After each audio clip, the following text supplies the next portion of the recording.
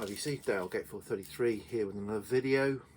So this is my February 2023 Lost in the Collection video. Yeah, this month I'm changing the format slightly, hopefully interesting. Those of you who watch my videos know that I'm started a bit of a cull in 2023 with the aim of kind of condensing my collection down to records that I really like, as part of that I've been revisiting records, not strictly in the haven't listened to for 5 years, but more revisiting records that I think are on the cusp of being in or out, and I've done that this month. So what I'm going to show today are 20 records, 10 of which I'm keeping, 10 of which are going. And I'm going to, as a bit of fun, I'm going to hold them up in pairs, one going, one staying.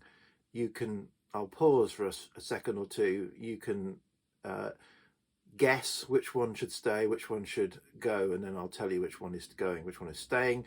I haven't A-B'd, these aren't records that I've A-B'd necessarily. These are just, I've just pulled together 20 records, kind of themed them, but it's not like I'm comparing one record with another. It's more that I'm comparing them with my collection, and do they stay in the collection? So so I'm not comparing the two records in any form. So let's get going. So the first pair, are you ready? Are you ready? The first pair, so which one is going and which one is staying? So we've got Magic Potion by the Black Keys and Taken by Force by Scorpions. Okay, so the record that is going is Scorpions, Taken by Force.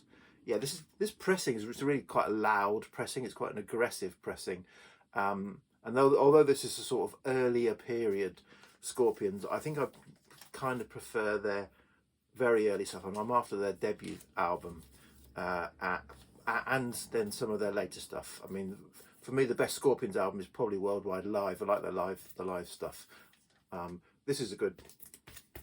This is a great album. I went back and re-listened to this, and yeah, this is staying. So I might have to speed up. Okay, next two. Foxbase Alpha by Saint Etienne and So Tough, isn't it? Yeah, So Tough by Saint Etienne. So yeah, Saint Etienne is the band that I really want to love. Bob Stanley does all the comps that I love, and Pete Wiggs from Saint Etienne, and yeah, so I've got loads and loads of them, both the Bob Stanley, Pete Wiggs, and the Saint Etienne Presents CD comps. But I've always struggled, although I want to like them, I love the concept, I love the fact they sample, got found sound and field recordings and clips in their music. It's all right up my alley, but there's just something that doesn't quite gel with particularly some of their earlier stuff. So that gives you the clue. This one is going. I guess it's not quite my era. That early 90s dance type style is not quite my era. This I really enjoyed. So this is staying. This has got a bit more of that kind of feel of putting together sort of nostalgic sounds. And I've got a CD of Finisterre that I like as well. So I'm getting there with them, but this one unfortunately is going. Okay, Strange Bedfellows here. Astrud Gilberto with Stanley Turrentine, and Dion, Born to Be With You. So yeah, of these two, this one is staying. This one is interesting. It's I think it's probably overhyped slightly as a classic. It's Dion working with Phil Spector. It's got a really weird sound, but when I listen to it with the intention of this is going to go because it's worth a bit of money, but it's just sort of mesmerizing. Not great, but just mesmerizing, and I found myself drawn into it and wanted to listen to it end to end, which is kind of what the whole vinyl experience I'm aiming for. This one is going because yeah, it didn't set me on fire, and it's not the greatest pressing either. So that's those. Okay, so Pond from Australia, Man It Feels Like Space Again, and Pond from Australia, Tasmania. I think this is their second album, this is their third album, or certainly this album comes before this album if they're not second and third. So Australian neo-psych band, a bit like early Tame Impala, a bit like King Gizzard, that style. So I've got 3 of their albums. Yeah, so I kind of played both of these during the month. Say not back to back, but I played them during the month. This one I really enjoyed. This one is a bit like Tame Impala. This is them changing their sound to a more sort of synthy pop sound from a neo-psych sort of guitar pop sound that's on this. And this one didn't do it for me. And I happen to have this on CD as well, so it kind of made my mind up that I didn't enjoy it all the way through. I like bits of it, so that's going. Okay, next up, again, sort of not obvious bedfellows. So Jonathan Wilson and Dixie Blur and Supertramp, Breakfast in America. Okay, so which is going, which is staying? This one is staying. This one is going. Yeah, so I've got a few Jonathan Wilson albums. I like his early, real kind of Laurel Canyon sound. Then he went a little bit Fleetwood Mac, which I like as well. This one, he's going Dixie Blur. He's going quite sort of roots country type sound. Didn't quite do it for me as an album, as a double album. So the other ones are probably going to stay, but this one is going. And Breakfast in America, great listen. It's a classic. It's an obvious classic of its time. But I was it 78? 79. Yeah, I remember this being everywhere at the time that I was getting into music, shall we say, as a sort of 12, 13-year-old, and they're catchy tunes. Okay, now we've got Cluster and Eno and Manuel Gotching E2 E4. So yep. And this one is going, this one is staying. They were nearly both going. I bought this from a record fair. This was an original on, is it Sky Records? And I remember it being quite crackly, and it's quite a delicate album. This one is sort of, I guess, was seen as being the sort of origins of dance. I listened to this. It's quite a long album. I think it's about 30 minutes each side. I got through nearly all the way through the first side and just thought, no, it's supposed to be kind of monotonous and repetitive, but it just wasn't really for that length of time doing anything for me. I can understand that it's maybe the origin of a genre that's kind of developed, but I'm not keeping it as a kind of historical artifact as an origin of the genre. Do I want to listen to it end to end? No, I don't. This, however, I kind of obviously played it. It was fine, a little bit of surface noise, but not much. And this is a beautiful album, so I'm glad I revisited this. And this is staying, and this is going.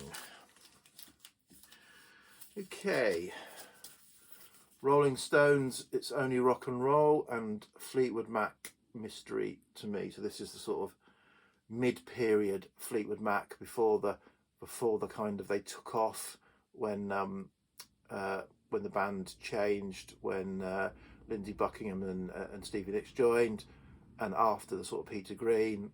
And this is sort of 74, is it? I think this is 74, isn't it? I think, yeah, 74. Probably the end of the Rolling Stones' great period. And this is staying, and this is going. Yeah, I really, really enjoyed this, playing this. It's just a lovely album. It's got nothing that's kind of earth-shattering on it, but it was a nice, enjoyable listen all the way through. Some lovely songs, and so yeah, this was kind of meh. It's not brilliant, not essential in my view. Okay, so hold on to your hats. Okay, next up, Hookworms. Is it Pearl Mystic and Hawkwind Space Ritual? So which of these two is going and which is staying. This one is going, this one is staying. So hookworms are a Leeds based kind of neo-psych space sort of, I don't know, indie psych space type band. Bought this I think on release, can't remember when it came out, 2016, something like that. Yeah, really enjoyed this, playing it through. And this, so Panic Ye Not, this is an original US fold out cover. That's the cover's a bit, probably it's a VG minus, if not below that. The record's a VG, and I found a 1980 UK gatefold press, so not the fold out, that was in lovely condition a couple of months ago, and that sounds really great. So the only reason this is going, not because I do not like Space Ritual, but I've got two pressings and this is inferior, so I'm just going to get rid of it. So don't worry, I haven't completely lost my marbles. Okay, Robert Plant, Principle of Moments, and Heart, Little Queen. So yeah, so this one is going and this one is staying. Yeah, kind of, I have a couple of Robert Plant albums from this sort of 80s period, and I've never really loved them. So yeah, but this, I thought this was going to go as well. But first side obviously opens up with Barracuda, which is a great song. Then the kind of the sort of the rest of the side was okay. The last closing track was good, but then the second side was really enjoyed the whole of the second side. And yeah, kind of, I think I may even prefer it to Dreamboat Annie, this album now. So yeah, glad I went back and revisited. So this is staying. And then finally, again, to a strange pairing, we've got Quicksilver Messenger Service and Happy Trails, and Altered Images and Happy Birthday. And this is going and this is staying. Yeah, I've never really loved this, and the long jam on side 2, it's just kind of just never gelled with me. And this is, again, it's not a great, it's a bit of a VG disc with you know, probably a less than VG flip back UK sleeve, but yeah, it's one of those albums where, you know, it's almost like you've got to have it, but I don't love it. This was quite fun. You know, the songs that aren't the hits are still pretty good. So I'm going to give this, you know, keep this in the collection. This is pretty solid. So yeah, so there we are. 10 pairs of records, 10 that are going, 10 that are staying. Okay, cheers VC, bye.